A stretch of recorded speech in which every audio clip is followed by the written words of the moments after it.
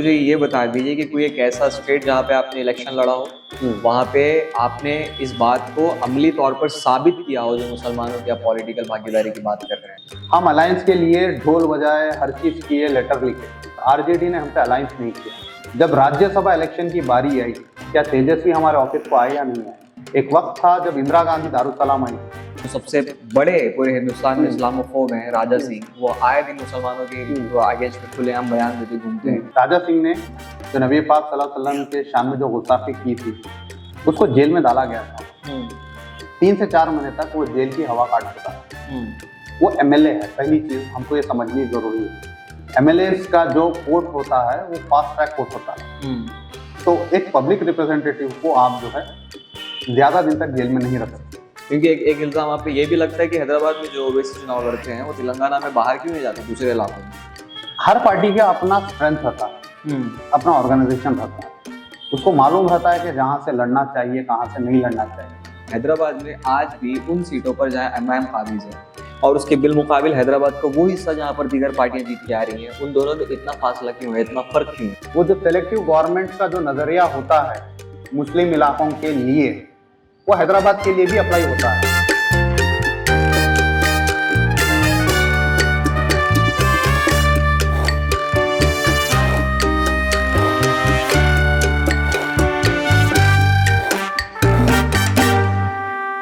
Hello and welcome to social sphere. आज बहुत ही बेहद ही खास एपिसोड होने वाला है क्योंकि we will try to postmortem the entire politics of MIM. बहुत ही खास मेहमान इस विषय में बात करने के लिए हमारे साथ आज स्टूडियो में जो मौजूद हैं, आतिफ अशर साहब, जो एमआईएम के डिस्ट्रिक्ट बिदर इंचार्ज भी हैं और साथ ही में नेशनल आईटी सेल हेड भी हैं। तो आज इनसे जानेंगे कि हालिया दिनों में जहां भी सियासत के अलग अलग रंग हम लोगों को देखने को मिले हैं, खासतौर से बंगाल, बिहार, महाराष्ट्र की पॉलिटिक्स में जो लैंडस्केप बदला है उस पर गुफ्तगू होगी और साथ ही में जो देश का मुसलमान है उसके पॉलिटिकल फ्यूचर के बारे में, उसके सियासी मुस्तकबिल पर हम लोग कोशिश करेंगे कि कुछ रोशनी डाल पाएं। तो सबसे पहले तो बहुत खैर मकदम है आतिफ अशर साहब आपका। इसी सवाल के साथ शुरू करूंगा कि एमआईएम ही क्यों और कब? ये बात 2011-12 की है। ओके। बहुत कम लोगों को तब एमआईएम के बारे में मालूम था। जी। एमआईएम जो है, जो डिजिटलाइजेशन हुआ उसके बाद एमआईएम को, मतलब एमआईएम बहुत पुरानी पार्टी है, लेकिन जो डिजिटलाइजेशन रेवोल्यूशन आया उसके बाद जो है एमआईएम को इंडिया भर में लोग जानने लगे। लेकिन उससे पहले, अब जैसे कि बीदर हैदराबाद से कनेक्टेड है, करीब है, तो हम यहाँ पर गर्मियों की छुट्टियों में मामू के पास वगैरह आना जाना लगा रहता था हैदराबाद में, या कुछ शॉपिंग वगैरह के लिए हम लोग यहाँ पर आते थे। तो वो वक्त में मैं 1-2 बार क्या है एमआईएम के पब्लिक मीटिंग्स प्रोग्राम्स में ऐसे ही जाने का मौका मिला। तो तब मुझे थोड़ा बहुत बात समझ में आई, अच्छा पॉलिटिकल पार्टी है एमआईएम। जब पहले मालूम ही नहीं था पॉलिटिकल पार्टी क्या हुआ है क्या नहीं। तो 2011-12 की बात है, तो मैं जब इंजीनियरिंग में था तो हमारे दोस्त के साथ एक बार हैदराबाद आया, तो बोले कि चल मियाँ दारुसलाम बोल के एमआईएम का हेड ऑफिस है, वहाँ जाएंगे। ठीक है बोल के मेरा दोस्त के साथ में, फिरोज है उनका नाम, तो हम दोनों आए। यहाँ पर आकर वो टाइम में एक हक नज़ीर साहब बोल करते, हमको मालूम ही नहीं था। हम उनसे ऐसे ही पूछे पार्टी ज्वाइन होना है, कहाँ से है तुम लोग? बीदर से। अच्छा। खुश हुए वो, बहुत खुश होके।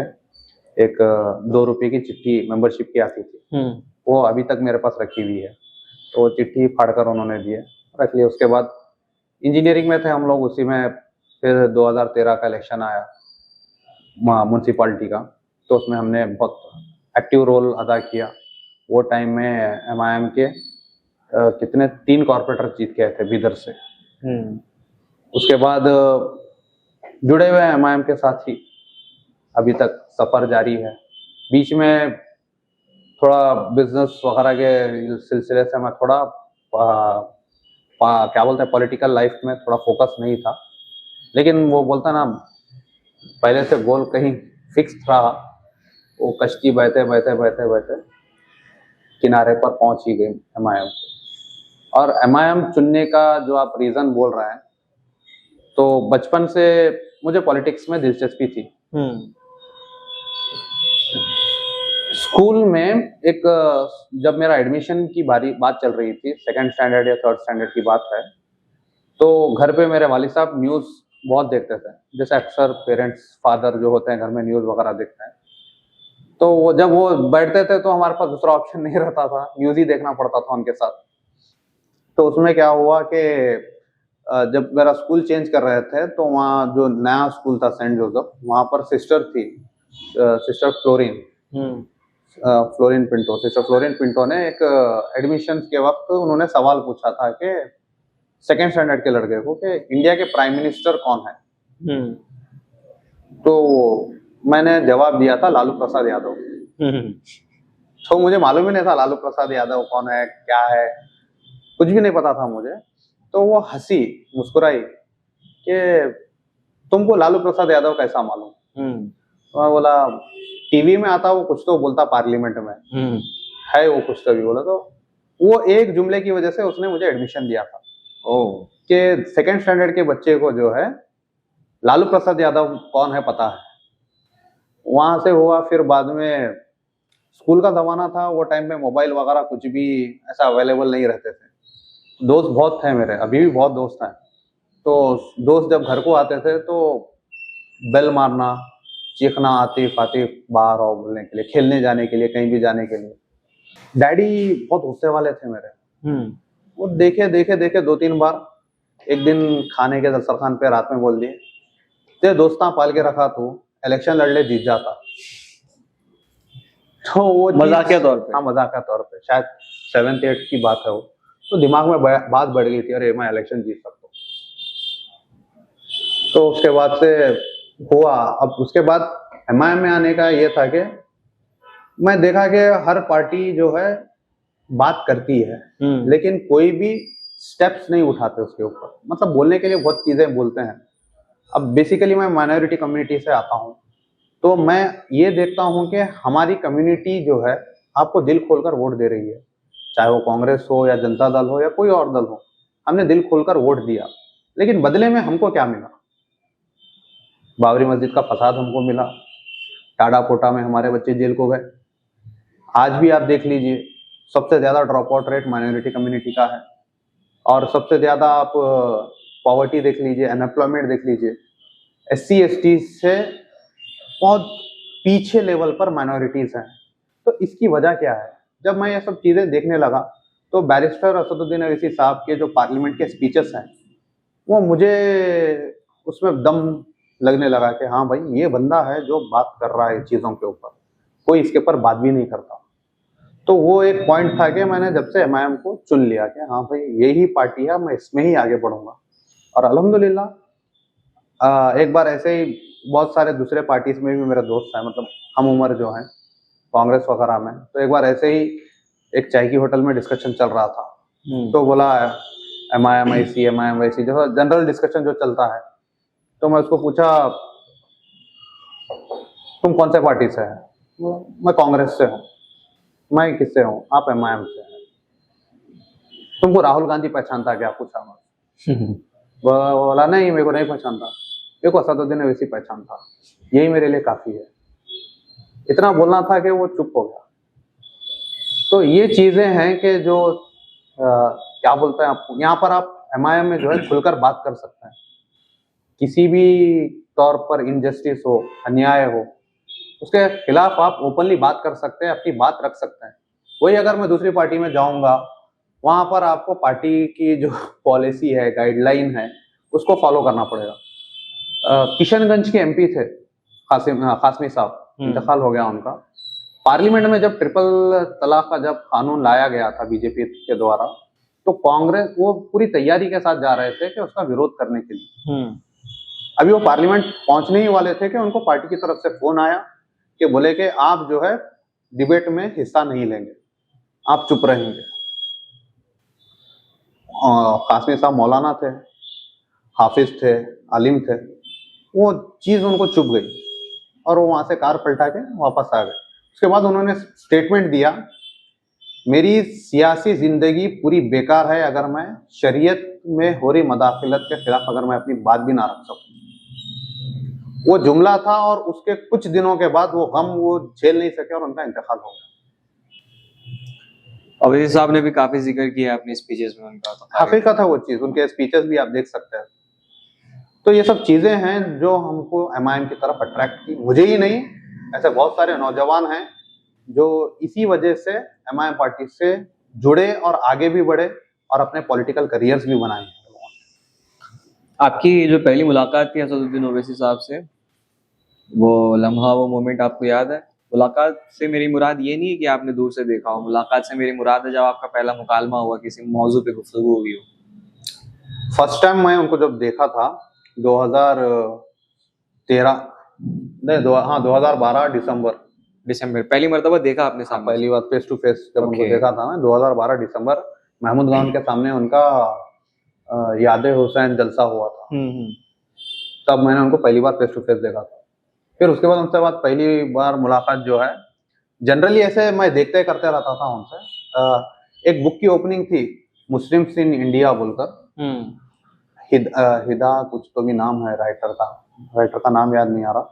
तो उनकी बुक की ओपनिंग थी लामा खान में, यहाँ हैदराबाद में। हाँ। तो वहां पर असद साहब भी आए थे, हम सब लोग गए थे। तो हमारे जाने वालों ने मुझे उनसे इंट्रोड्यूस करवाया था, मैं जब वर्क कर रहा था, तो इस तरीके से उनसे मुलाकात हुई। तो उन्होंने मुझे वो बुक गिफ्ट की थी। ओके। तो ये पढ़ो मियां बोलकर, मुस्लिम्स इन इंडिया कुछ है किताब का नाम, मेरे पास है, मैं तकरीबन किताब, बहुत अच्छी किताब है वो, आप लोग को भी पढ़नी चाहिए। तो वो किताब से मैं पढ़ना शुरू किया, मतलब पहले जो पढ़ा हूँ मैं इंजीनियरिंग वगैरह, वो किताबें अलग थी। अगर आउट ऑफ सिलेबस आपने कभी पढ़ा ही नहीं? नहीं, किताबें पढ़ने का शौक? वो पहली किताब थी। ओके। वहां से मैं फिर बुक्स के तरफ बहुत तवज्जो देके स्टार्ट किया पढ़ाई वगैरह करना। इतने बुक्स पढ़ा, अब तो टारगेट है मंथ में या 1.5-2 महीने में एक बुक तो कंप्लीट करना, कितना भी बिजी शेड्यूल रहने दो, क्या भी रहने दो। और उस मुलाकात के बाद जो पहली फुल फ्लेज आपकी किसी मुद्दे पर लेके बात हुई हो? अब याद नहीं है, बहुत सारे चीजें हो गए। कभी लगा था आपको कि इतनी कुर्बतें बढ़ेंगी और जो मकाम आपको अभी पार्टी में मिला है? नहीं, मैं एक कॉमन वर्कर भाई, मैं बीदर से ताल्लुक रखता हूँ। अब जैसे बेलोस, मैं कोई फायदे के लिए काम नहीं करता, मेरा सिर्फ एक ही गोल है, एमआईएम के हर स्टेट में 4 से 5 एमएलए होना, मेरा वही गोल है और दूसरा कोई गोल नहीं है। ये इसलिए है कि जब तक हम किंग मेकर की पोजीशन में नहीं आते, जब तक हम सिस्टम का हिस्सा नहीं बनते, जब तक हम गवर्नमेंट को अपनी बात मनवा नहीं सकते, तब तक हम हमारी कम्युनिटी को तो अपलिफ्ट नहीं कर सकते। Everything is possible with the politics. चलिए, अगर आप वोट शेयर की या फिर सियासी भागीदारी की बात ही कर रहे हैं, महाराष्ट्र में 16 सीटें आप लोगों ने कंटेस्ट की, वहां से आपको जीत हासिल हुई मात्र 1 सीट पे। इसके बाद बिहार इलेक्शंस में आपने 24 सीटों पे कंटेस्ट किया, वहां से आपको 5 सीटों पे काबिल तारीफ कामयाबी हासिल हुई। अभी वेस्ट बंगाल का इलेक्शन हुआ हालिया में, उसमें आपने 11 सीटों पर चुनाव लड़ा, उसमें से आपको एक भी सीट हासिल नहीं हुई। तो आप इसमें मुझे ये बता दीजिए कि कोई एक ऐसा स्टेट जहाँ पे आपने इलेक्शन लड़ा हो, वहां पे आपने इस बात को अमली तौर पर साबित किया हो, जो मुसलमानों की आप पॉलिटिकल भागीदारी की बात कर रहे हैं। क्योंकि 1 सीट में, 5 सीटों में या फिर 0 सीटों में आप बार्गेन तो नहीं कर सकते, उल्टा देखिए कम्युनिटी वेलफेयर कहाँ हुआ? देखिए, आपने जो बोला, महाराष्ट्र में हमने 16 सीटें लड़ी, 1 पे कामयाबी हासिल की। बिहार में हमने 24 सीटें लड़ी, उसमें से 5 पर हमने कामयाबी हासिल की। बंगाल में हमने 11 सीटें लड़ी, 1 भी कामयाबी हमको नहीं मिली। तो एक चीज़ मैं आपको ये बताता चलूँ कि पॉलिटिक्स जो है और एक पॉलिटिकल पार्टी को एस्टैब्लिश करना जो है, वो 1 साल, 2 साल, 5 साल, 10 साल का काम नहीं, ये लॉन्ग टर्म विजन। एक वक्त था जो बीजेपी है, उनके सिर्फ 2 एमपी हुआ करते थे और आज उनका प्राइम मिनिस्टर है और 10 से 15 स्टेट्स में उनकी गवर्नमेंट है। तो ये 5, 10 साल, 15 साल में तो नहीं हुआ। तो उसी तरीके से एमआईएम जो है, आपने ये बता दिया कि महाराष्ट्र में हमने 16 लड़ा, सिर्फ 1 पे जीत हासिल की। आपने ये नहीं बता रहे हैं कि हम 5 सीट पर सेकंड भी आए हैं। आपने बिहार का बताया, 24 हमने लड़े, 5 जीते, 4 से 5 सीट पर हम सेकंड आए और बहुत कम मार्जिन से, एक बलरामपुर की जो सीट है 389 वोट से हम हारे। ठाकुरगंज की सीट करीब 4000 के मार्जिन से हम हारे। ऐसी बहुत सी सीटें हैं जो हम सेकंड पोजीशन पर थे और थर्ड पोजीशन पर थे। बात करते हैं बंगाल की। बंगाल में हमने 11 सीट पर इलेक्शन लड़ा और एक सीट पर हमने 23,000 वोट हासिल किए। तो आने वाले वक्त में जैसे कि बीदर और महाराष्ट्र के लोग या फिर रूरल लोग को ये पता है कि खेती बाड़ी की जबान में आपको समझाता हूँ, जमीन जो है मुसलमानों की जो जमीन है वो खड़क जमीन है। उनके दिमागों में ये बात डाल दी गई है कि सिर्फ हमको वोट डालना है, हुकूमत का हिस्सा नहीं बनना है। ये जमीन को कोड़ने के लिए, हल चलाने के लिए जेसीबी लाना बहुत जरूरी है या फिर ड्रिल मशीन लाना बहुत जरूरी है। तो हम काम कर रहे हैं उसी चीज के ऊपर। हमारा वोट परसेंटेज आप देखिए महाराष्ट्र में बढ़ा है, बिहार में बढ़ा है, बंगाल में बढ़ा है। महाराष्ट्र में हम 150 कॉर्पोरेटर्स हमारे कामयाब हुए हैं। उत्तर प्रदेश में कम से कम मेरे को जितना इल्म है 100 के ऊपर पंचायत के मेंबर्स हैं, हमारे काउंसलर्स हैं। बिहार में 5 एमएलए हम जीत गए ऑलरेडी। और दूसरी चीज ये भी देखिए आप, बिहार का मैं आपको बताता चलूं, हम अलायंस के लिए ढोल बजाए, हर चीज किए, लेटर लिखे, लेकिन आरजेडी ने हमसे अलायंस नहीं किया। जब राज्यसभा इलेक्शन की बारी आई, क्या तेजस्वी हमारे ऑफिस को आए या नहीं आए? तो ये भी एक बहुत बड़ी कामयाबी है। एक वक्त था जब इंदिरा गांधी दारुसलाम आई, आज का एक वक्त है कि तेजस्वी यादव को मजबूरन एमआईएम के ऑफिस को आना पड़ा। तो इस तरीके से आने वाले वक्त में हर स्टेट में हम किंग मेकर की पोजीशन में रहेंगे। ये आज या कल या 5 साल 10 साल में होने वाला नहीं है, ये बहुत लंबी लड़ाई है और हमको हर स्टेट में लड़नी है। एक तरफ जो बैक वक्त चुनाव चल रहे थे, बिहार इलेक्शंस भी चल रहा था और साथ ही में यहाँ पर हैदराबाद में जुबली हिल्स में बाईपोल्स भी चल रहे थे। तो एक इल्ज़ाम ये भी लगा कि जो ओवैसी कभी कांग्रेस पे निशाना साधते हुए नजर आते हैं, बताते हैं कि पिछले 70 साल की तारीख में मुसलमानों के साथ जो भी नाइंसाफ़ी हुई उसका जिम्मेदार अगर महज कोई है तो वो खुद कांग्रेस है, जिसने बीजेपी को पाला भी है, जिसने आरएसएस को भी पाला है, ये तक इल्ज़ामात वो लगाते हैं। मगर वही ओवैसी बिहार में महागठबंधन में शामिल होने के लिए अपने जो वहाँ के सदर हैं उनको भेज देते हैं, फिर खतूत लिखे जाते हैं। फिर वही ओवैसी जो कांग्रेस पे निशाना साधते हैं बिहार में, वो यहाँ पर समर्थन दे देते हैं। तो ये बात आप कांग्रेस से भी तो पूछने की जरूरी है, क्या वजह है जो आपको जुबली हिल्स में एमआईएम की जरूरत पड़ रही है और बिहार में आप अलायंस करने के लिए तैयार नहीं है? क्योंकि यहाँ पर कांग्रेस को पता है कि एमआईएम एक ताकत है तेलंगाना, बगैर एमआईएम के वो कोई इलेक्शन जीत नहीं सकते। तो एक सियासी कुव्वत की निशानी है। आप बताइए ना, आपको क्यों जरूरत पड़ रही है कांग्रेस की? हमको क्या जरूरत पड़ रही है? आप तो पहुंचे फिर ढोल लेके। देखो भाई, मैं बता रहा हूँ ना, जो मुसलमानों का जो माइंडसेट है, वो माइंडसेट के लिए हमको बताना बहुत जरूरी है कि हम अलायंस के लिए तैयार हैं। बीजेपी को रोकने का हमारा मेन मिशन जो है, बीजेपी को हमको रुकाना है। प्रायोरिटी क्लियर है, प्रायोरिटी क्लियर है, हमको बीजेपी को रुकाना है सत्ता से। तो हमने आपके तरफ हाथ बढ़ाया था, आप अपने घमंड में, अपने ईगो में, अपने एरोगेंस में अगर आप अलायंस करने के लिए तैयार नहीं है तो हमको तो ये मैसेज देना था और वो मैसेज देने में हम कामयाब भी हो गए। तो एग्जैक्टली यही सवाल तो मुस्लिम समुदाय आपसे पूछता है कि जब आप बीजेपी को रोकने की बात कर रहे हैं तो मुल्क गिर सतह पर एक कौमी पार्टी है भाजपा, और दूसरी तरफ उसके मुतबादिल में अगर कोई ऑप्शन अगर मुसलमानों को ढूंढना होगा तो वो कोई कौमी पार्टी को ही ढूंढेंगे, ना कि एमआईएम जैसी रीजनल पार्टी जो कभी भी ना हुकूमत बना सकती है। तो उसको वोट देने के बजाय क्यों ना ये बेहतर नहीं रहेगा कि मुसलमान कांग्रेस के साथ चले जाएं? देखिए, आप जो बात बोल रहे हैं, इतने साल तो हम कांग्रेस को ही वोट देते हैं। पहली चीज, बेनिफिट हमको क्या मिला, हमारा सवाल ये है। रही बात हुकूमत बनाना नहीं बनाना, वो दूसरा क्वेश्चन है। इतने साल से हमने रीजनल पार्टीज को सपोर्ट किया, इतने साल से हमने कांग्रेस को सपोर्ट किया, आरजेडी को किया, जेडीयू को किया, सपा को किया, बसपा को किया, आम आदमी पार्टी को किया, टीएमसी को किया, लेकिन हमारा जो इंडेक्स है वो इंडेक्स आज तक उठा क्यों नहीं? अगर हम हर इलेक्शन अगर यही सोचेंगे कि हम उनसे अलायंस कर लेंगे या फिर हम उनको ही सपोर्ट करेंगे, एमआईएम को लड़ने की क्या जरूरत है, तो हम हमारी कम्युनिटी के इश्यूज जो मसले हैं आपके लिए ना ममता उठाने वाली है, ना राहुल उठाने वाले हैं, ना तेजस्वी उठाने वाले हैं। हमको ही हमारे मसले उठाने की जरूरत है ना। तो अगर हर स्टेट में एमआईएम अगर एक अल्टरनेटिव के तौर पर अगर आगे आने वाले वक्त में होगी तो कम से कम वहाँ के लोकल असेंबलीज में, वहाँ के स्टेट असेंबलीज में कोई तो एक होगा जो नाइंसाफियों के खिलाफ तो बोलेगा। तो यही हमारा मेन जो मकसद है कि हर स्टेट की असेंबली में हमारे एमएलए होने चाहिए। जब तक आपके एमएलए नहीं होंगे, जब तक आप अपना पावर नहीं बताएंगे, कोई भी आपको सीरियस नहीं लेगा। क्या वजह है जो कांग्रेस को हो या बीआरएस को हो, तेलंगाना में हमारी जरूरत पड़ रही है, दूसरे स्टेट में हमारी जरूरत नहीं पड़ रही है।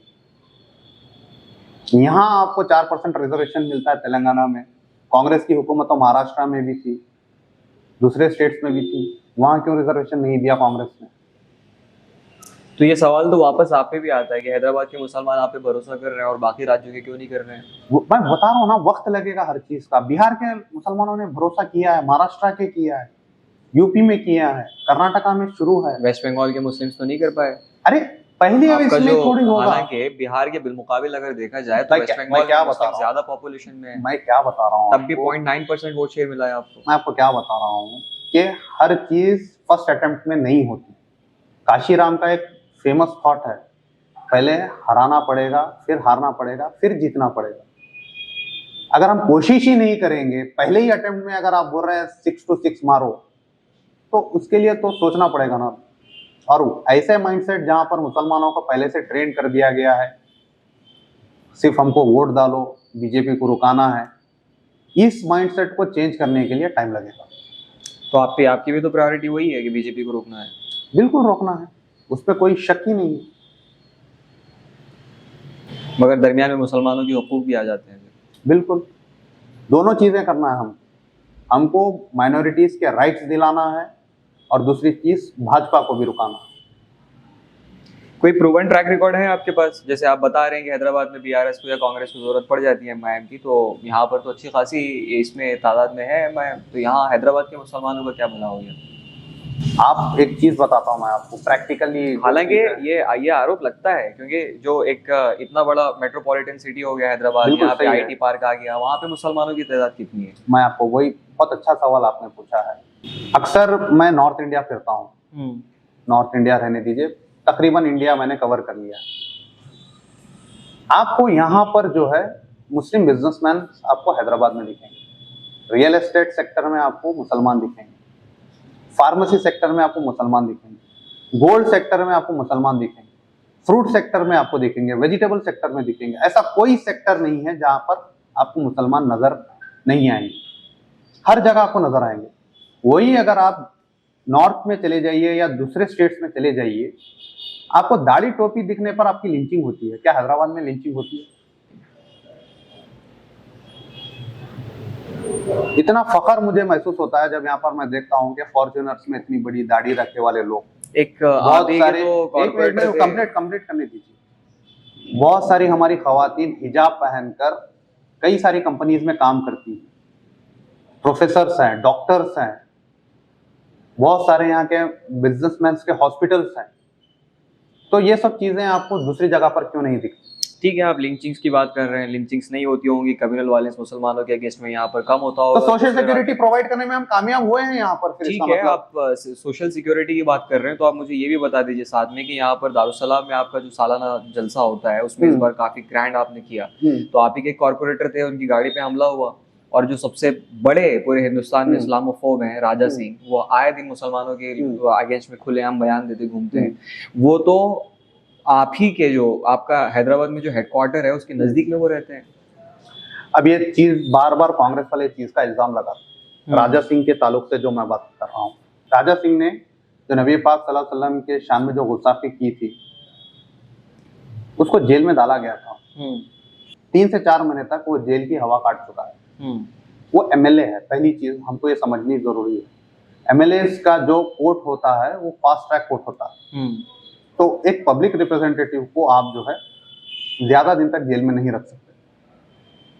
ये सब टेक्निकल चीजें हैं जो कोई बताता नहीं। दूसरी चीज, अगर राजा सिंह आए दिन जो कम्युनल स्टेटमेंट वगैरह दे रहा है, तो हुकूमत किसकी है?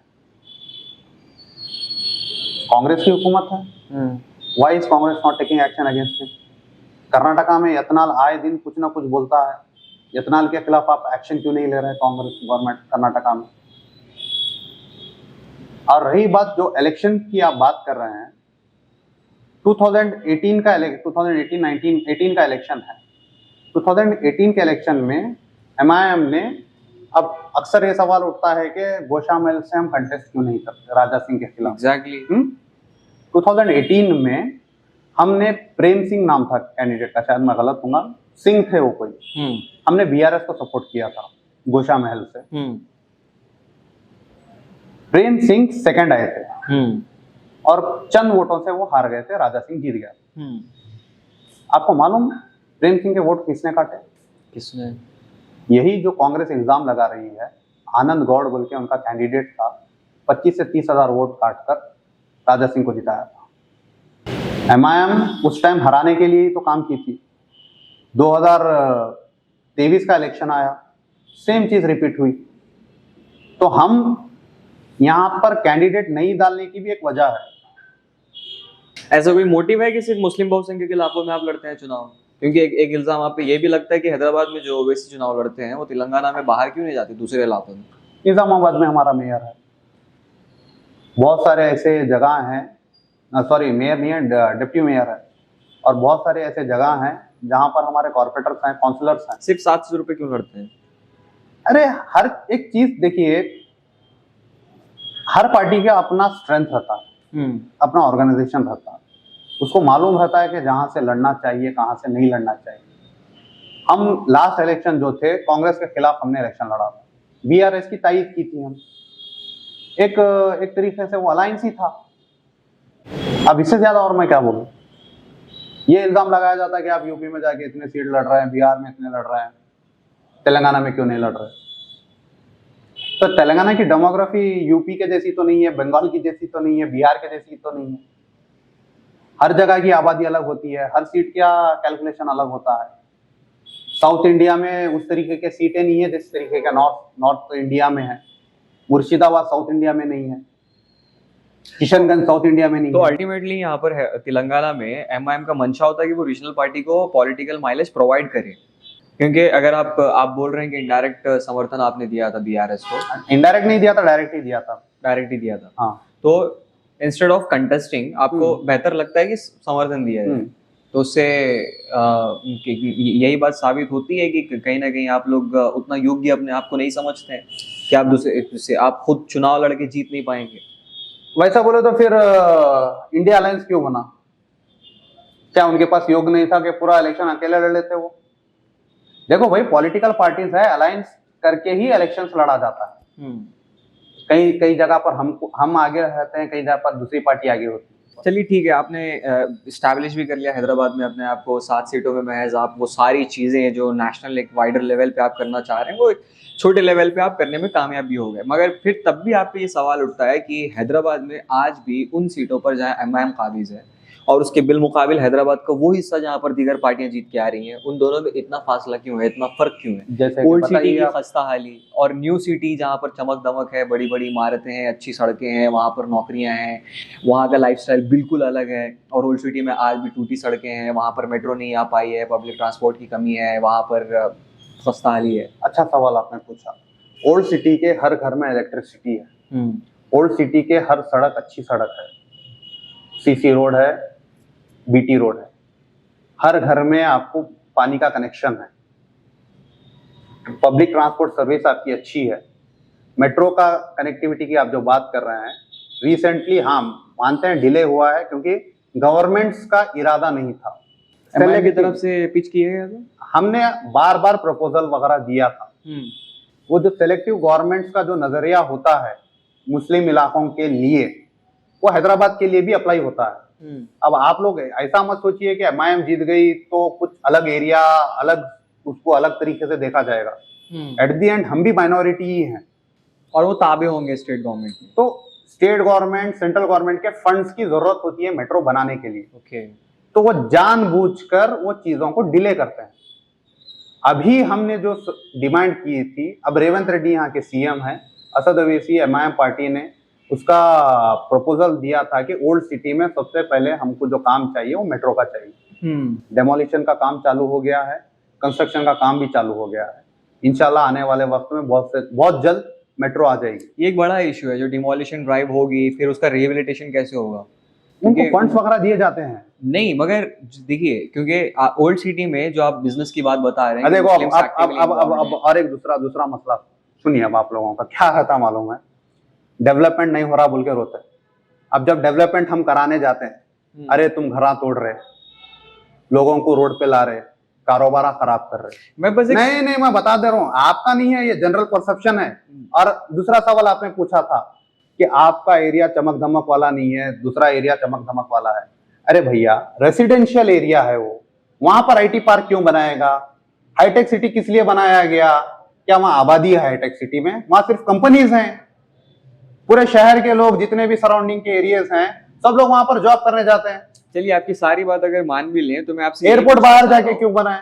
नहीं, मेरी बात सुनिए आप, नहीं पूरा क्लोज करने दीजिए। ठीक। एयरपोर्ट बाहर क्यों बनाते हैं शहर से? क्योंकि यहाँ पर जगह नहीं है। अब आप बोलिए, डेवलपमेंट के नाम पर क्या यहाँ पूरे सबके घर तोड़ देना, ग्राउंड क्लियर कर देना? क्या गवर्नमेंट की जमीन है यहाँ पर आईटी पार्क बनाने के वास्ते, या कोई दूसरा बड़ा इंफ्रास्ट्रक्चर का जो प्रोजेक्ट है कुछ लाने के वास्ते? मैं बस यही पूछ रहा हूँ कि जो मुस्लिम बिजनेस वेंडर्स हैं, जो आज भी ओल्ड सिटी की जान है, जो अच्छी खासी इकोनॉमी वहां से प्रोड्यूस होती है, उनकी जब दुकानें टूटेंगी तो उनकी बिजनेस का क्या होगा? अरे उनको मुआवजा दिया जाता है भाई, हर जगह पर दिया जाता है मुआवजा, मगर बिजनेस का सोल्यूशन नहीं होता। अब देखो, फिर तुम है ना क्या बात कर रहे हैं मालूम है? पहले क्या सवाल करे तुम, ओल्ड सिटी डेवलप नहीं है। फर्स्ट पॉइंट आपका ये आता, ठीक है। हम बोले मेट्रो ला रहे, उसके बाद से डेमोलिशन हो रहा, फिर अब तुम क्या बोलते हैं, अब वो कारोबार यहाँ कहाँ जाना? एग्जैक्टली, आपको बैलेंस क्रिएट करना पड़ेगा। सुनिए ना मेरी बात, मैं आपको वही तो बता रहा हूँ ना। तो एक गवर्नमेंट का प्रोसीजर है, वो गवर्नमेंट का प्रोसीजर आपको हर जगह वही अप्लाई होता है, चाहे आप मुंबई जाइए, हैदराबाद जाइए, दिल्ली जाइए। डेमोलिशन होता है, उसको मुआवजा दिया जाता है। वो मुआवजा लेकर अब वो उन्होंने क्या करते, वो उनका लुकआउट है।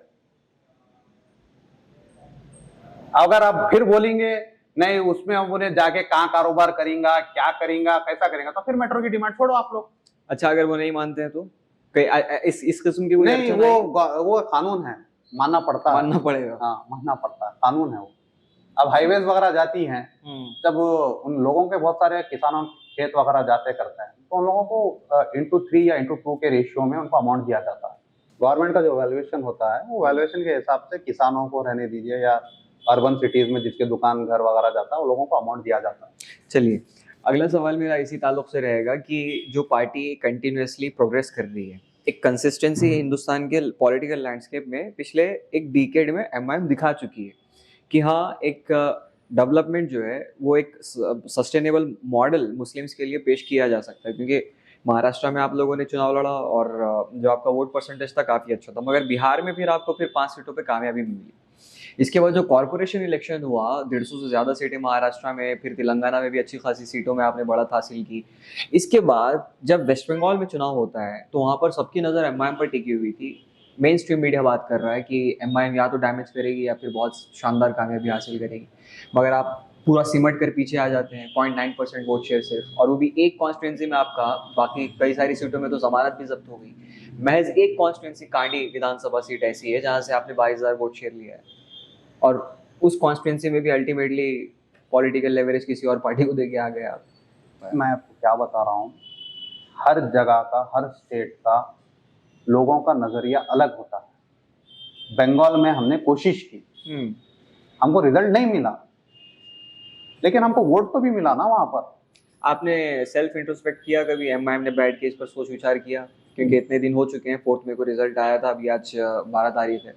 देखिए, मैं बता रहा हूँ ना मैं आपको, कैंडिडेट्स, हमारे पास जो कैंडिडेट्स आते हैं वो ग्रास रूट के लेवल के कैंडिडेट्स हैं। वो पहली बार चुनाव लड़ रहे हैं, कोई तजुर्बा नहीं, सिर्फ और सिर्फ एक जुनून है, कम्युनिटी का काम करना है। उस लेवल के वर्कर्स को पार्टी जगह दे रही है, स्पेस दे रही है, उनको एक चेहरा बना रही है, उनको लीडर बना रही है।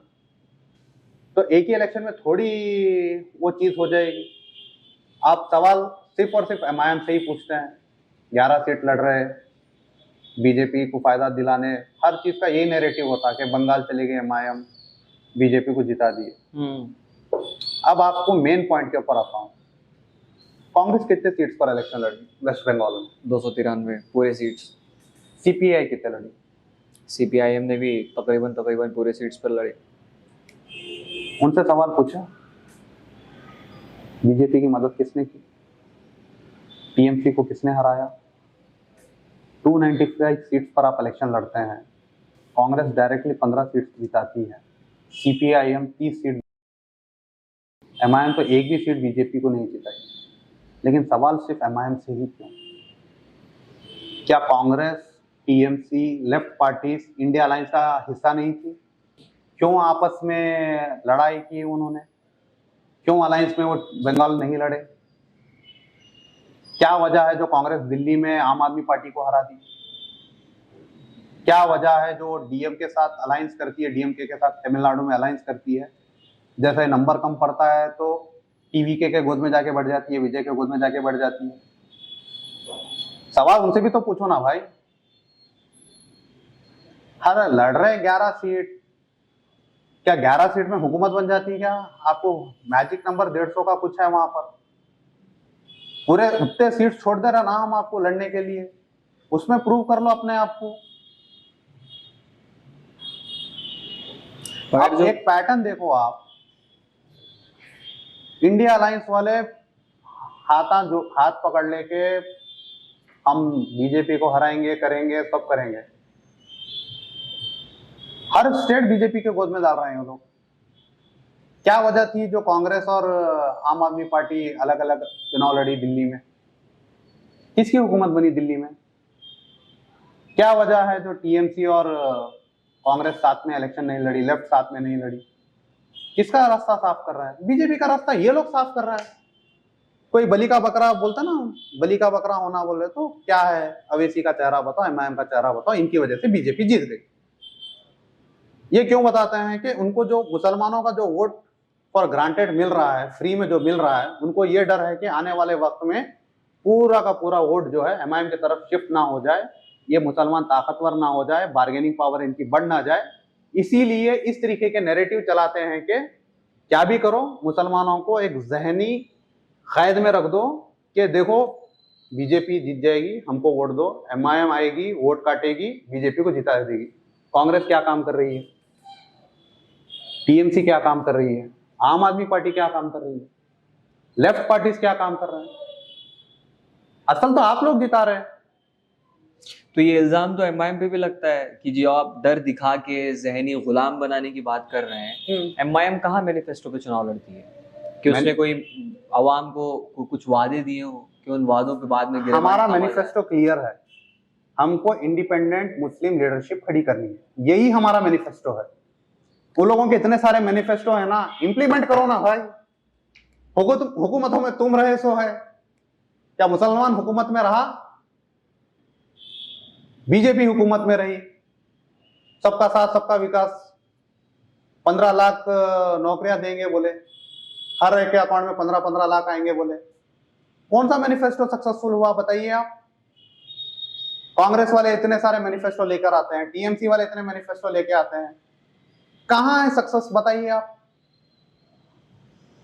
आज मुस्लिम लीडरशिप की जब हम बात करते हैं तो हमारे पास इम्तियाज जलील को हमने खड़ा किया महाराष्ट्र से, यूपी से शौकत अली साहब को हमने खड़ा किया, बिहार से अख्तर उल ईमान खड़े हुए हैं।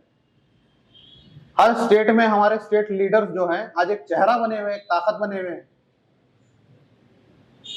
अगर बिहार के मुसलमानों के खिलाफ अगर जुल्म होता है तो असेंबली में हमारे एमएलए लड़ते हैं, महाराष्ट्र में हमारे एमएलए लड़ते हैं, हमारे कॉर्पोरेटर्स लड़ते हैं। कुछ भी प्रोटेस्ट वगैरह हुआ तो सबसे आगे आपको अगर कोई नजर आता है तो एमआईएम के कॉर्पोरेटर्स, एमआईएम के वर्कर्स नजर आते हैं।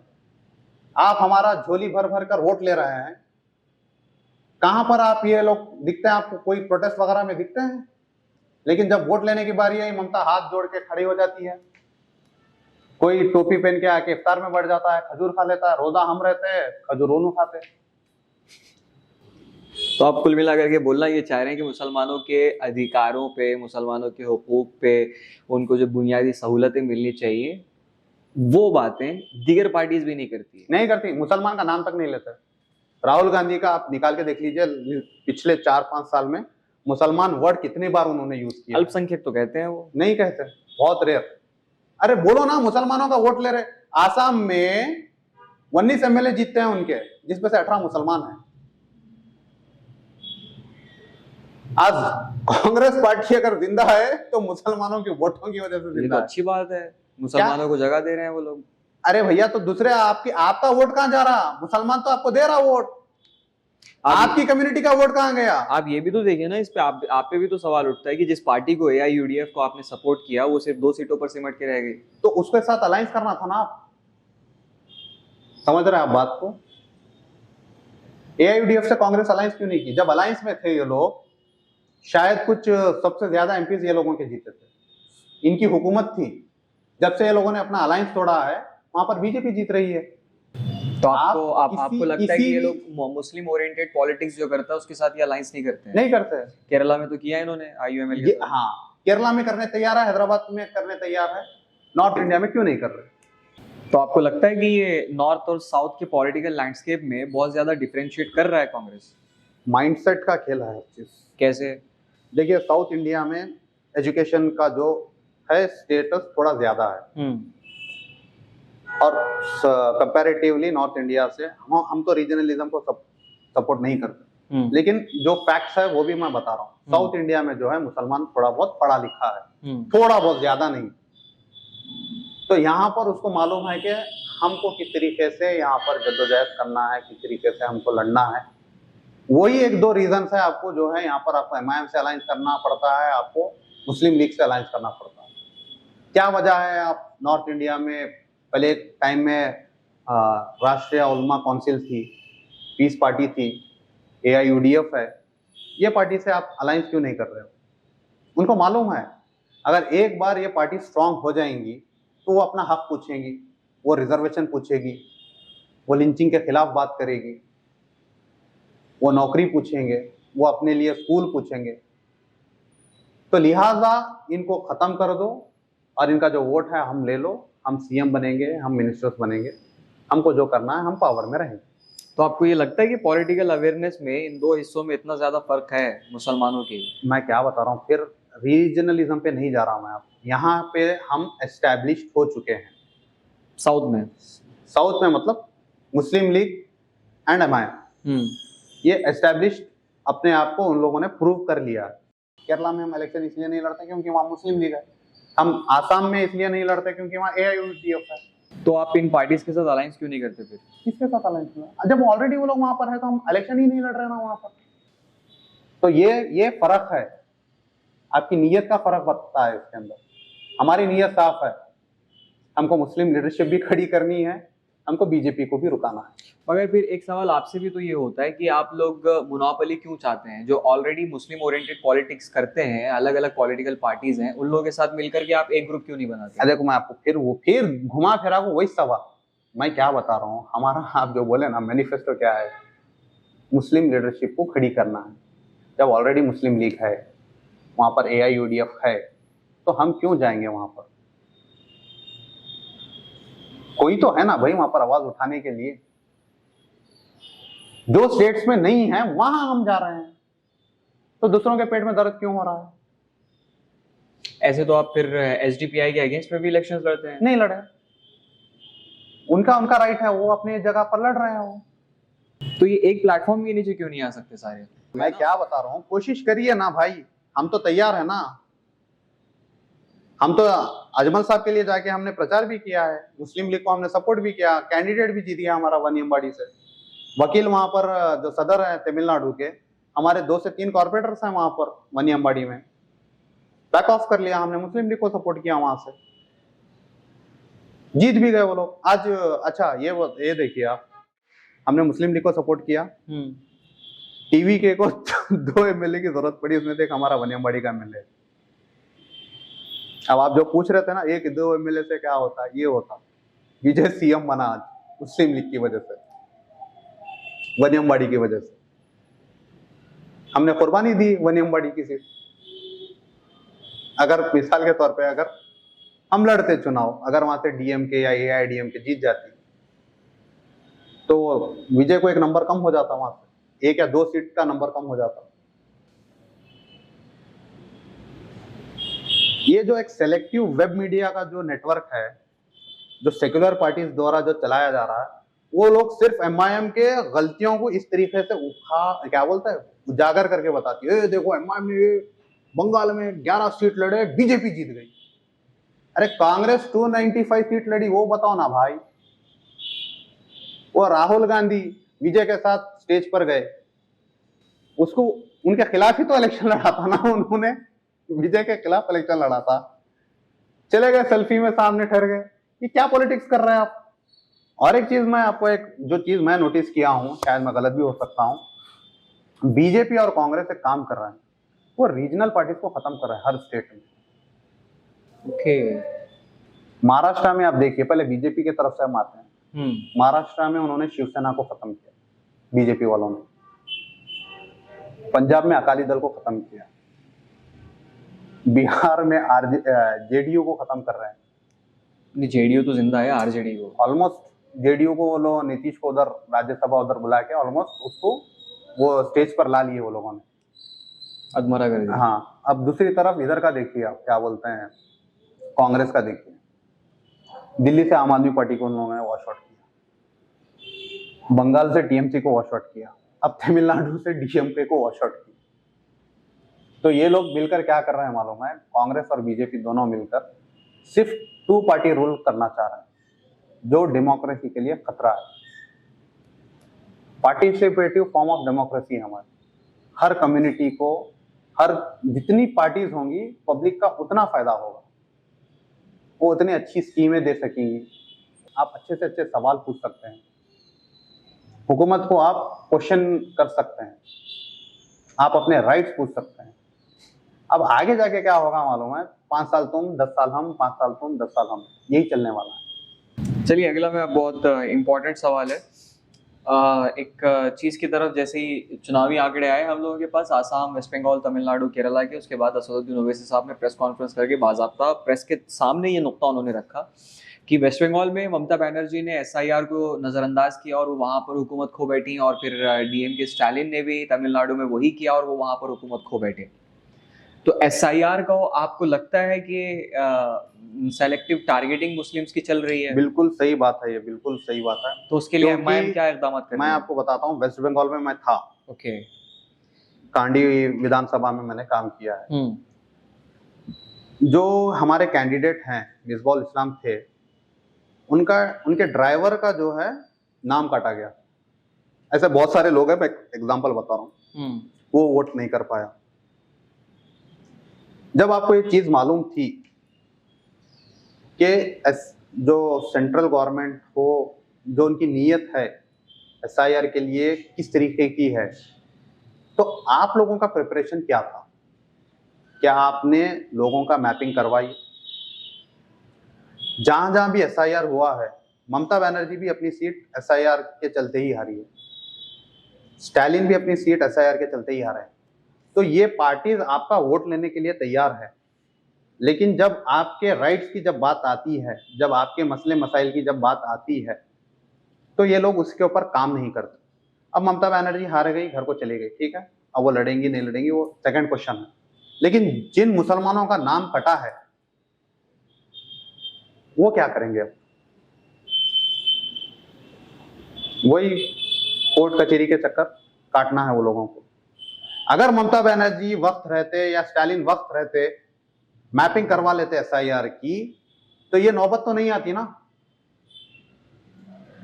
एमआईएम क्या कर रही है इस पर, क्योंकि तेलंगाना में भी चुनाव बिल्कुल होने वाला है।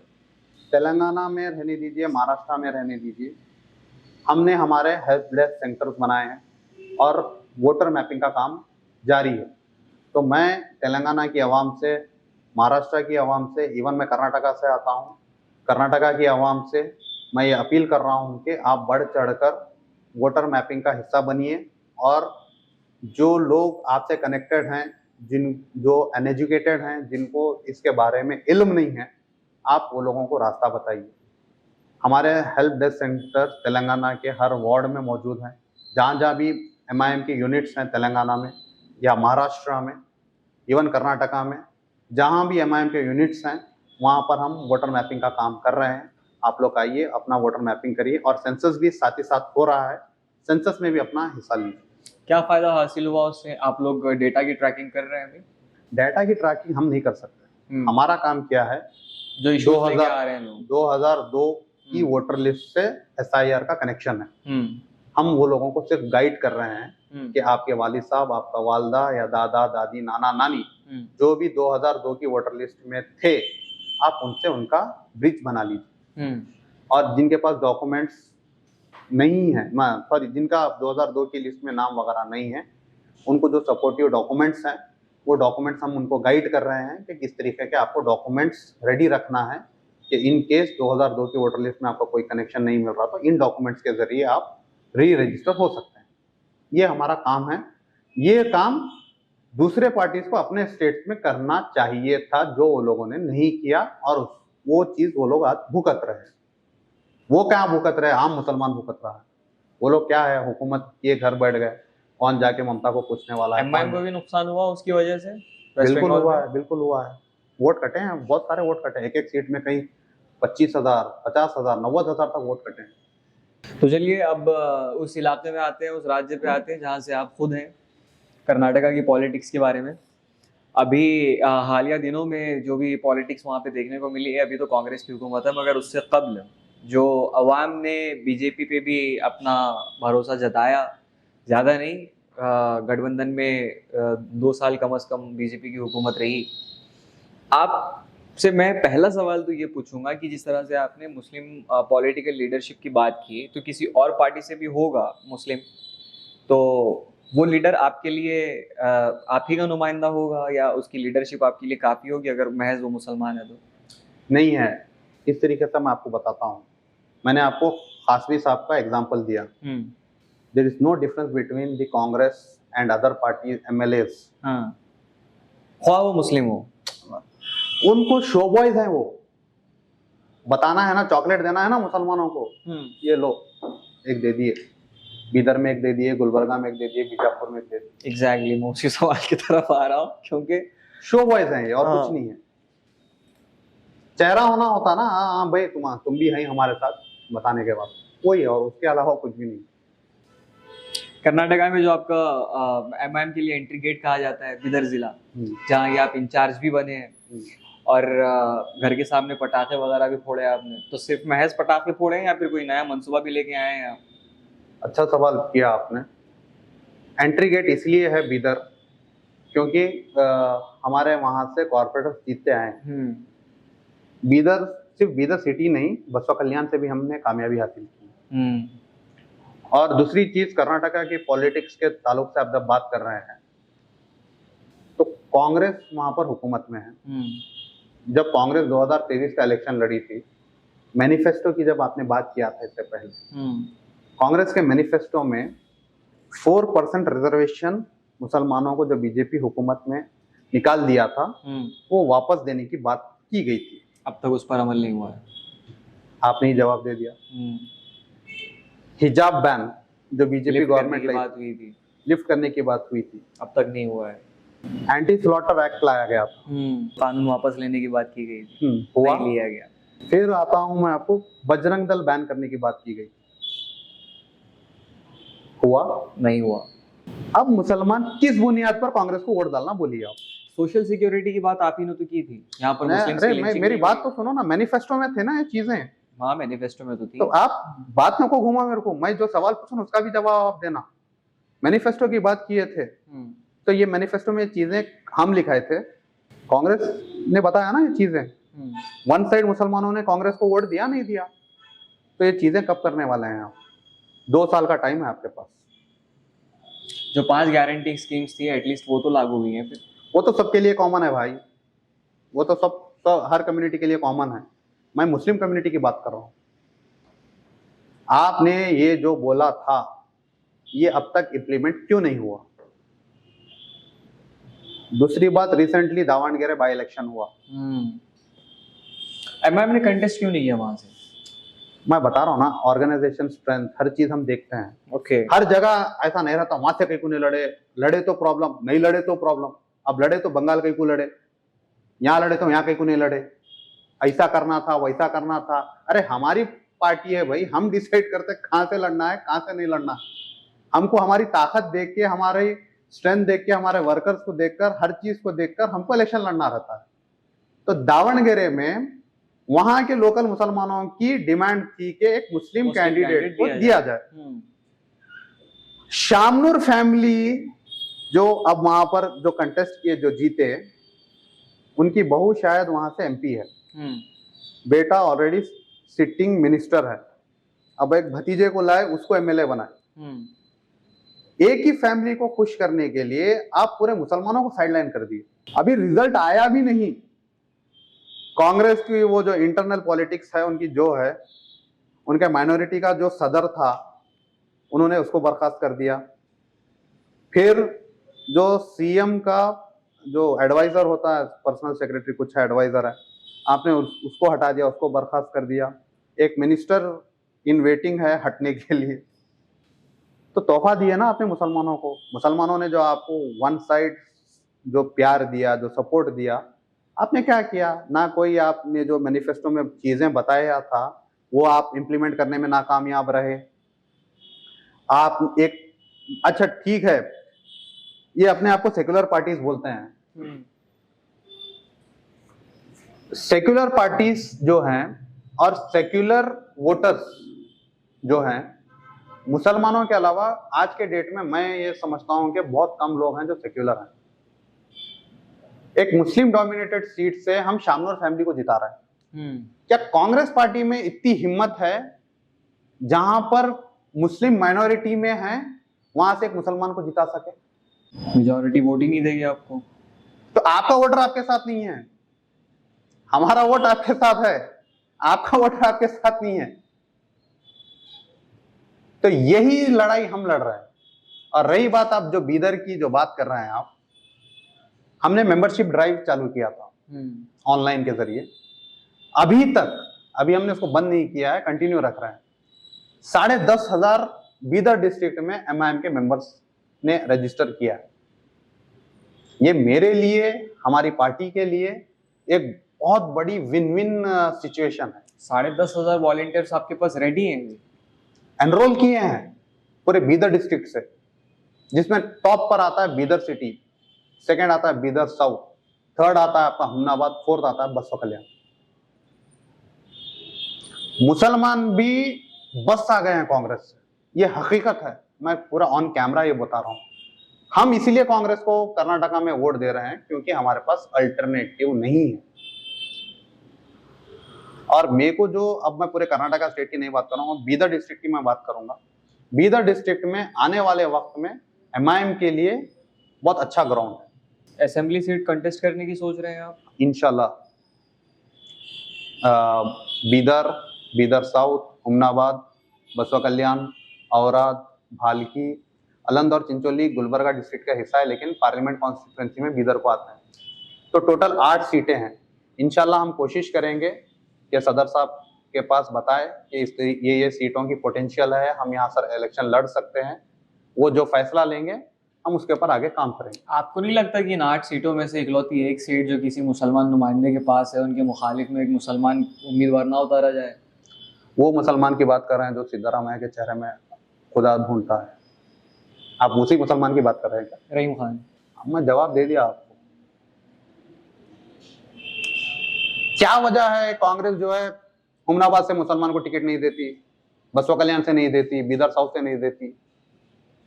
क्यों, वहां मुसलमान नहीं है क्या? एक टोकन बोलता ना, शो बॉय। पूरा आप सर्वे करके देख लीजिए, लोग जो है आप जिसका नाम ले रहे हैं उसको वोट क्यों देते हैं? इवन इस चीज पर तो मैं बता रहा हूं, मैं आपको क्लोज करने दीजिए। क्यों वोट देते हैं? हर कोई ये बताएगा कि मजबूरी, सिर्फ और सिर्फ मजबूरी में वोट दिया जाता है।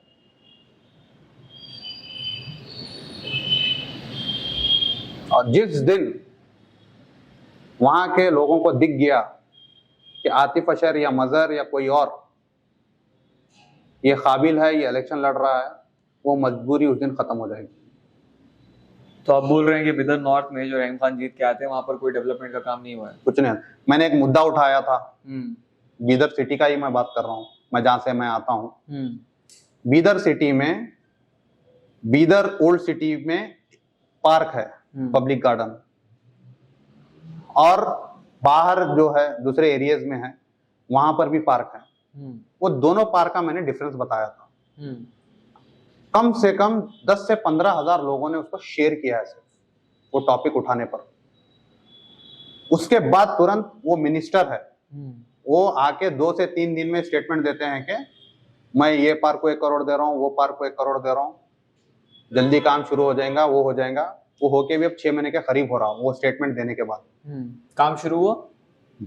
कुछ भी शुरू नहीं हुआ अभी तक। खाली वो बाहर सीसी बेड डाल दिए, अंदर जाके गार्डन में घास वगैरह काट दी। अच्छा, 1 करोड़ रुपए में? अरे वो अभी क्या हुआ अल्लाह को मालूम। वो करोड़ कहाँ गए, किसके खबर में गए, कहाँ गए, अल्लाह को मालूम। वो चीज वो इस तरीके के बयानात देते हैं, मैं 200 करोड़ लाया, 500 करोड़ दे दिया, 1000 करोड़ ला लिया, 1 करोड़ दे दिया। तो ग्राउंड पर दिखना भी चाहिए ना वो। अच्छा, ऐसा बोल रहे उनके घर से लाके पैसे दे रहे, वो आपके और हमारे टैक्स का पैसा है, जो हम पेट्रोल पर देते हैं, जो हम अनाज पर देते हैं, जो हम सर्विसेज पर देते हैं, जो हम ट्रेन टिकट, रेलवे टिकट पर देते हैं। वो आपके हमारे पैसे इस तरीके से शो करते हैं कि मैं मेरे घर से 100 करोड़ दिया, 200 करोड़ दिया। हमारा ही टैक्स का पैसा है वो। इंप्लीमेंट करने तक नहीं आ रहा ये लोगों को। बीदर डिस्ट्रिक्ट पूरे कर्नाटका का बैकवर्ड डिस्ट्रिक्ट है। हुकूमत किसकी है? कांग्रेस की है। एमएलए कौन है? कांग्रेस का है। इंचार्ज मिनिस्टर कौन है? कांग्रेस का है। एमपी कौन है? कांग्रेस का है। अरे लो ना भाई, कंपनियां लाओ। तुम्हारे बाजू का जहीराबाद में महिंद्रा कंपनी है, इतनी बड़ी बड़ी कंपनीज हैं, आप बीदर में क्यों नहीं ला सक रहे? बीदर का जो नौजवान है, मैं जहां देखता हूं, हैदराबाद में आकर, बैंगलोर में जाकर, पुणे में जाकर, मुंबई में जाकर, गल्फ कंट्रीज में जाकर, बुखार में, सर्दी में, धूप में अपने घर को पालने के लिए 14-14 घंटे जॉब करते हैं बच्चे। हैदराबाद, बॉम्बे, बैंगलोर में जोमेटो डिलीवरी बॉयज बने हुए हैं वो लोग, कैब चलाते हैं यहां पर आकर। किस लिए? क्योंकि आप लोग नाकामयाब हैं, आप लोग इंडस्ट्रीज नहीं दे सके बीदर में। टूरिज्म का इतना बड़ा स्पॉट है बीदर, कितने रिजॉर्ट्स है बताइए गवर्नमेंट के। जो एएसआई के बिल्डिंग्स हैं उनकी हालत देखिए आप, किले के दीवारें गिर रही हैं। अगर टूरिज्म सेक्टर बीदर का डेवलप होगा तो इनडायरेक्टली कितने सारे सेक्टर्स को मदद नहीं होगा। फूड इंडस्ट्री को मदद होगी उससे, आपकी कॉटेज इंडस्ट्री को डेवलप होगा वहां पर, बिदरी वर्क को मोदी, अब इसके अंदर मोदी भी जिम्मेदार है। भगवंत खोबा इतने सालों के बाद यूनियन मिनिस्टर बने थे, वो केमिकल इंडस्ट्रीज कितने लाए उन्होंने बीदर में। बीदर के लोगों ने कांग्रेस को भी वोट दिया, बीजेपी को भी वोट दिया, लेकिन ये लोगों की नीयत खराब है। ना वो लोग यहाँ पर एम्प्लॉयमेंट का सेक्टर क्लियर, ना यहाँ पर एम्प्लॉयमेंट ला सके, ना कोई कंपनी ला सके, ना टूरिज्म सेक्टर डेवलप कर सके, ना एयर कनेक्टिविटी। बैंगलोर से बीदर की एक फ्लाइट चलती है, वो कब चलती कब बंद होती है अल्लाह को मालूम वो चीज। बस सर्विसेज है, डायरेक्ट कितने बसेस चलती हैं बीदर और बैंगलोर के दरमियान में, बीदर और बॉम्बे के दरमियान में। ट्रेन सर्विसेज है, आपका गुलबर्गा कहां से कहां चला गया। बीदर को गिनती के 8-10 ट्रेनें आती हैं। टूरिज्म का हब है ना बीदर, कितने ट्रेनें आने चाहिए। क्या बीदर से दिल्ली को ट्रेन है? क्या बीदर से डायरेक्ट बैंगलोर को ट्रेन है? वाया विकाराबाद से जाना पड़ता है हमको। स्पेशल ट्रेन चलाते हैं खाली। ट्रेन की हालत ऐसी है, रिजर्वेशन नहीं मिलते। बेचारे हमारे बीदर के आईटी इंजीनियर्स जनरल में लटक कर, लेबर्स लटक कर जाते हैं बैंगलोर को, कोई पूछने वाला नहीं है वो लोगों को। कर्नाटका में कांग्रेस की गवर्नमेंट, तेलंगाना में कांग्रेस की गवर्नमेंट है। बीदर से जहीराबाद की रोड देखो आप, सुबह से शाम वहां से रहीम खान फिरते हैं, ईश्वर खंडरे फिरते हैं, सागर खंडरे फिरते हैं, राजशेखर पाटिल फिरते हैं, बीदर साउथ का एमएलए क्या नाम है उनका, बेलदाड़े साहब फिरते हैं। रोड नहीं दिख रही वो लोगों को। कितने लोग एक्सीडेंट में मारे जा रहे हैं वो रोड के ऊपर।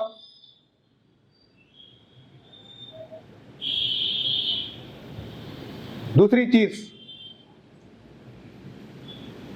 औरत सबसे ड्राई एरिया है बीदर डिस्ट्रिक्ट का, इतनी पानी की किल्लत है वहां पर। प्रभु चौहान वहां पे बीजेपी का एमएलए है कई सालों से, क्या काम किया उसने? क्या बीजेपी की हुकूमत नहीं थी? क्या वो मिनिस्टर नहीं था? क्या वो इंचार्ज मिनिस्टर नहीं था? क्या काम किया? आज भी कोई मीटिंग होगा तो सिर पे खड़े उठा के ला लेता उन्हें मीटिंग।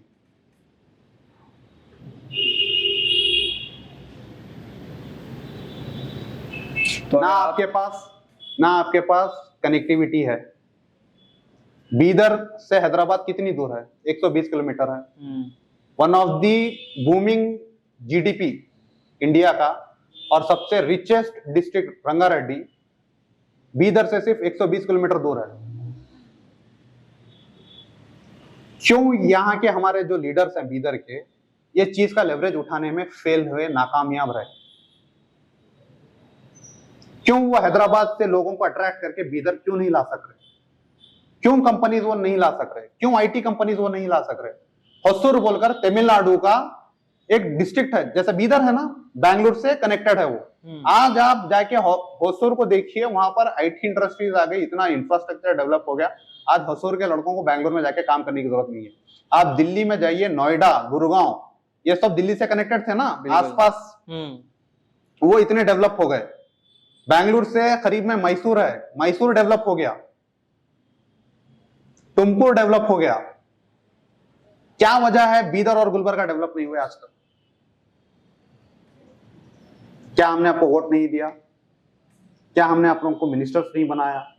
क्या हमने आपको एमएलए नहीं बनाया? ये लोग असेंबली में बात करने के काबिल तक नहीं है। ये लोग क्या भी बोले तो हम डेवलपमेंट करेंगे, 200 करोड़ डालेंगे, 100 करोड़ डालेंगे, यल्ला समाजगड़ू, यल्ला मंदिगड़ू। अरे हर समाज का आदमी परेशान है भाई, बीदर का हर समाज का आदमी परेशान है। भालकी से लेके, औरा से लेके बीदर, बीदर साउथ, हुमनाबाद, बच्चों कल्याण, अलंग, चिंचोली, हर तालुका वाला परेशान है। बच्चे जाके गल्फ में काम कर रहे हैं, अमेरिका में जाके काम कर रहे हैं, कनाडा में जाके काम कर रहे हैं, बड़ी बड़ी पोजीशंस पर है। बीदर का टैलेंट हैदराबाद में बड़ी बड़ी कंपनीज में काम करते हैं, बैंगलोर में काम करते हैं, पुणे में काम करते हैं, दिल्ली में काम करते हैं। वो जाकर बेचारे, उनकी मजबूरी है, एम्प्लॉयमेंट नहीं मिल रहा, बड़ी बड़ी कंपनीज खड़ी कर रहे हैं बीदर के लड़के लड़कियां जो भी हैं। क्या वजह है कि वो बीदर को डेवलप करने के लिए, क्या उनका दिल में इच्छा नहीं है? सब इच्छा है, लेकिन यहाँ के लीडरों के दिलों में इच्छा नहीं है।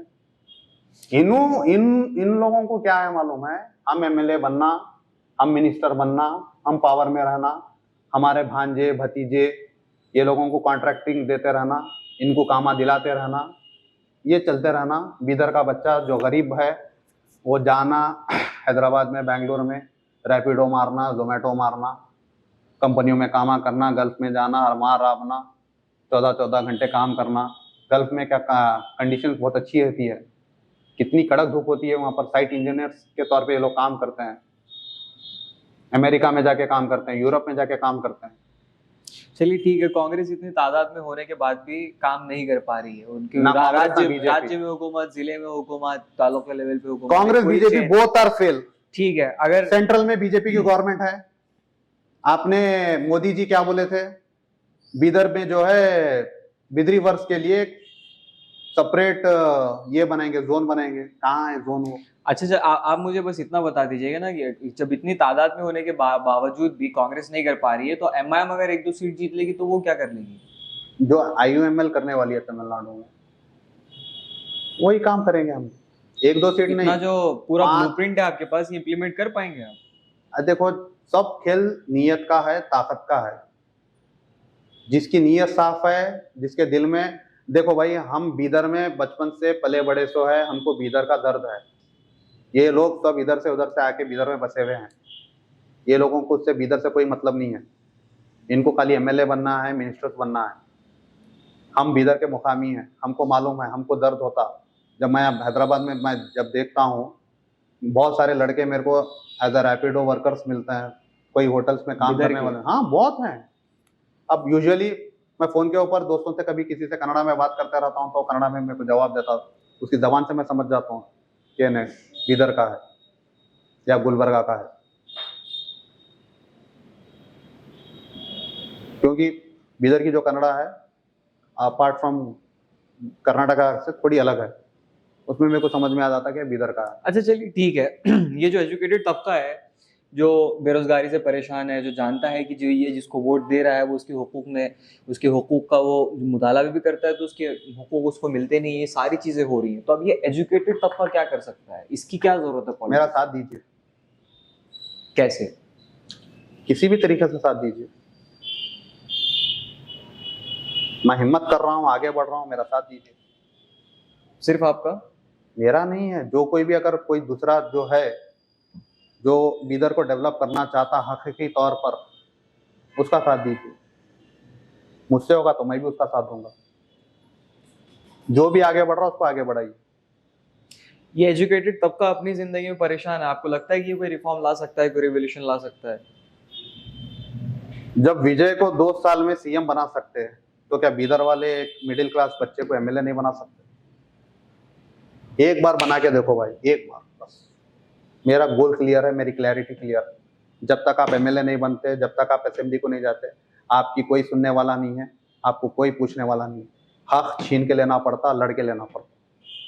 जब तक आप छीन के लड़के नहीं लेंगे तब तक आपको कुछ नहीं मिलने वाला। खाली रोना धोना, कंप्लेन करना, तालियां बजाना लीडर्स केस के ऊपर, उससे नहीं होने वाला। आपको पॉलिटिक्स में उतरना पड़ेगा, आपको कॉर्पोरेटर्स बनना पड़ेगा, आपको जेडपी मेंबर्स बनना पड़ेगा, आपको तालुका पंचायत मेंबर्स बनना पड़ेगा, आपको एमएलए बनना पड़ेगा, आपको एमपी बनना पड़ेगा, तभी जाके हर चीजें मुमकिन हैं। आप सोचिए, जब उनके घर का बच्चा एमपी बन सकता तो एक मिडिल क्लास घर का लड़का एमएलए भी नहीं बन सकता क्या? जब एक चाय बेचने वाला पीएम बन सकता तो बीदर का एक मिडिल क्लास घर का बच्चा एमएलए नहीं बन सकता क्या? सब सोच का खेल है, जैसे आप सोचेंगे आपके साथ पैसा होगा। आपकी बातों से लग रहा है आपके पास रोड मैप तैयार है पूरा 2028 का। 2040 तक का है, 28 तो करीब भी है। कितनी सीटों पे लड़ सकती है मैम कर्नाटका में? कर्नाटका का नहीं बोल सकता मैं, कोई बीदर का डिस्कशन बोल। होता है ऐसा? नहीं, मैं कर्नाटका की, मैं देखिए मेरी जितनी चादर है मैं उसी की बात करूँ। मैं बीदर डिस्ट्रिक्ट का है, बीदर चलिए डिस्ट्रिक्ट उन की मैं बात कर 8 रहा हूँ। कॉन्स्टिट्यूंसीज में से बता दीजिए। 8 में से कम 5 पे तो लड़ना 5 मेरा सजेशन है। वो फैसला लेना करना वो असद साहब के हाथ में। कब कर्नाटका के पॉलिटिकल लैंडस्केप को लेके, सिर्फ इधर को लेके कोई खुसूसी बातचीत असदुद्दीन ओवैसी से कुछ तो रिवील कर नहीं, दीजिए। मैं बता रहा हूँ ना, ऑर्गेनाइजेशन स्ट्रक्चर हम खड़ा कर रहे हैं, हर जगह पर हम मेंबर्स बना रहे हैं। मैं बताया ना 10,500 मेंबर हमारे पास शामिल हो गए हैं अब तक। तो उन लोगों को हम ये ताकीद कर रहे हैं कि आप पब्लिक के अच्छे बुरे वक्त में रहिए साथ में। मेरा फोन कंटिन्यू बजते रहता है, आतिफ भाई इस तरीके के प्रॉब्लम हो गए, ऐसे इश्यूज हो गए। बहुत सारे जो लड़के हैं हैदराबाद, बॉम्बे, बैंगलोर में जो फंसे हुए होते हैं, कोई भी इशू के ताल्लुक से, मैं जितना हुआ मैं उनकी बात सुनता हूँ, मुझसे जितना हुआ मैं उनकी मदद करने की कोशिश करता हूँ। इसी तरीके से मैं हमारे तमाम जितने भी एमआईएम के वर्कर्स हैं, पोस्ट होल्डर्स हैं, वो लोगों को भी मैं यही कहूँगा कि बेलोज बिना किसी फायदे के आप पब्लिक की सेवा करें। कोई तो राज की बात बता दीजिए, कोई एक एक्सक्लूसिव कंटेंट, कोई अनाउंसमेंट जो होने वाली हो। क्या अनाउंसमेंट, क्या है? कुछ भी ऐसा है? कुछ भी नहीं है? अरे बता रहा हूँ ना मैं आपको। कुछ तो मसाला दीजिए। मैं थोड़ी डोसा बेचने वाला देखता हूँ, क्या मसाला दूंगा? हमारा कंटेंट भी तो कुछ चलना चाहिए, कुछ तो बता दीजिए। अरे कुछ भी क्या बताने का? कोई छुपी हुई चीज भी नहीं है? नहीं, ऐसा कुछ भी नहीं है। इलेक्शन तो लड़ना है, आवाम के सामने है सब कुछ। सब आवाम के सामने। चलिए एक आखिरी सवाल आपसे। कई लोग आप पर बिलखुसूस आप ही के जो इलाके के हैं, जब आपको इंचार्ज मुंतखब किया गया तो आप पर ये सवाल उठाए जा रहे थे कि ये नौउम्र बच्चा जो हमारे सामने पला बड़ा है वो क्या सियासत संभालेगा? देखिए, अब लोग क्या बोलते क्या नहीं बोलते उसकी मैं फिक्र नहीं करता। मेरे जो मॉडल हैं, जो आइडियल हैं, एक नाम बोलता हूँ मैं, ऐसा तो बहुत सारे रोल मॉडल्स हैं हिस्ट्री पे। एक नाम है सुल्तान मोहम्मद फातेह। मोहम्मद फातेह, हाँ। जो खुस्तुम दुनिया, जो मॉडर्न तुर्की है, फतेह किया था उन्होंने। कितनी साल की उम्र में उन्होंने फतेह किया? 23 साल की 23 उम्र साल। में। मैं उसके बाद उस्मानी सल्तनत 600 साल तक काबिज थी। मैं तो अभी 35 इयर्स का हूँ। मेरे लिए मैं ऑलरेडी सुल्तान महमद फातेह से 12-15 साल पीछे चल रहा हूँ। हालांकि उम्र में आगे होने के बावजूद भी। मैं वही बता रहा हूँ ना, मैं मेरे ये रोल मॉडल्स हैं।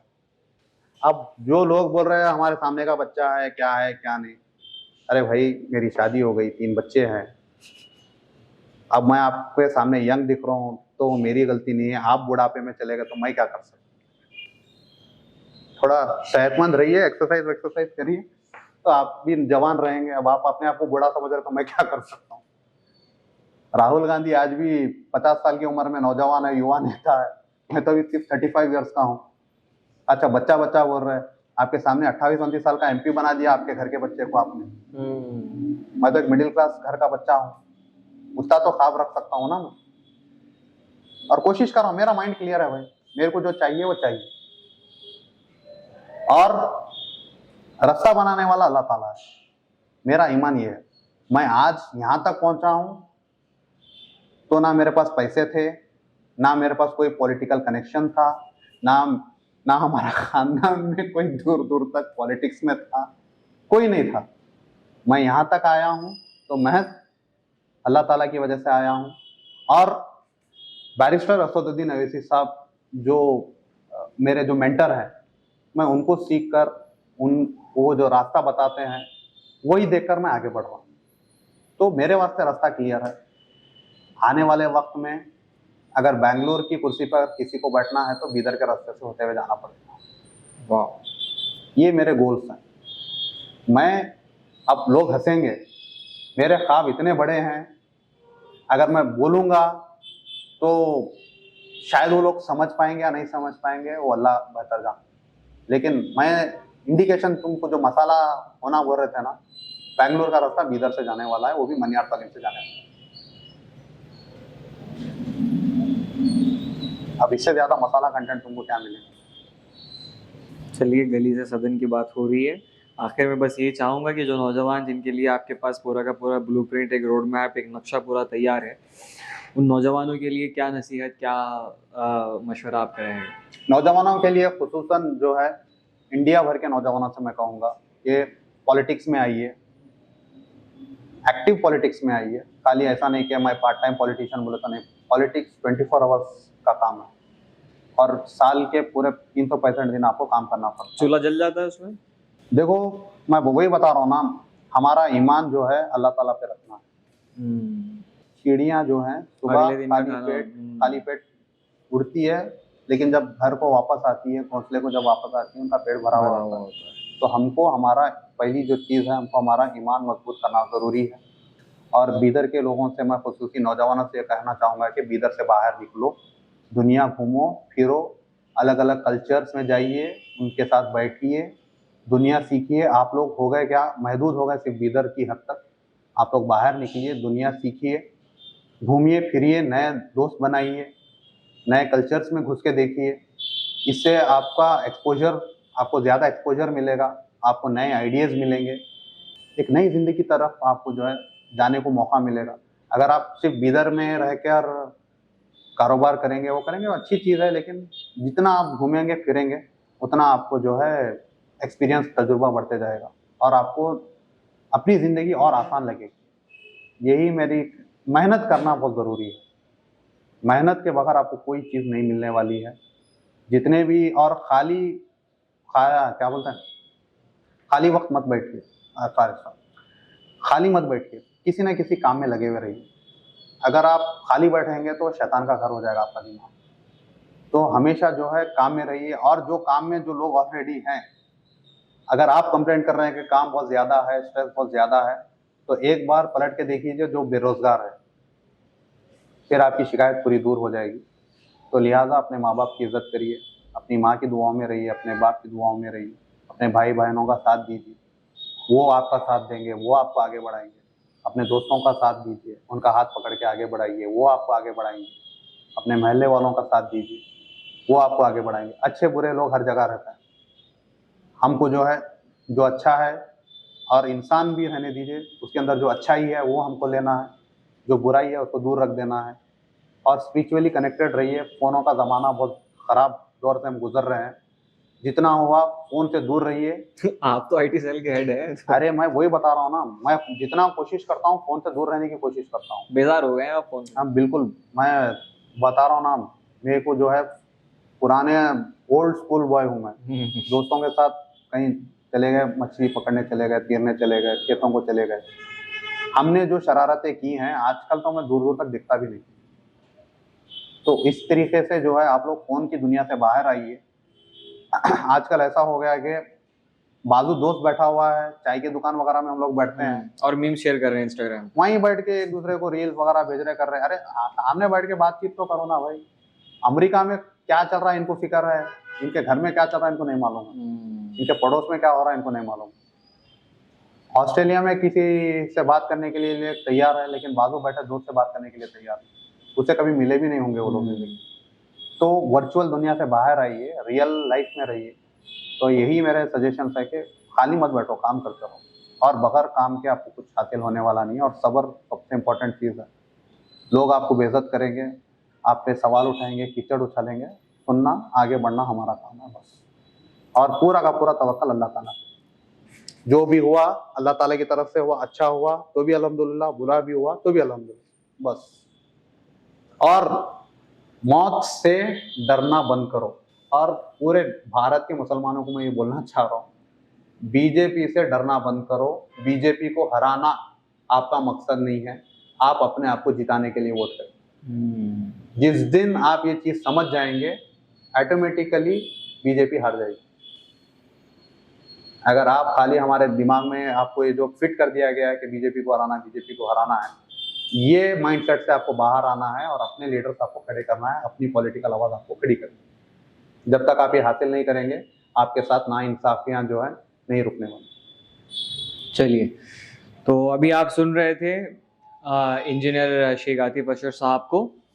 तो हम लोगों ने बहुत ही महत्वपूर्ण सवाल जो अक्सर आजकल होते हैं कि आम चूस के खाया जाता है या काट के खाया जाता है, उसके बरक्स कुछ और सवालों को हमने जगह दी, क्योंकि हम लोग जानते हैं कि हमारी प्रायोरिटी यही रहती है कि हमारे जो ऑडियंस है उन लोगों तक एक वैल्यूएबल कंटेंट हम लोग पहुंचाने की कोशिश करें।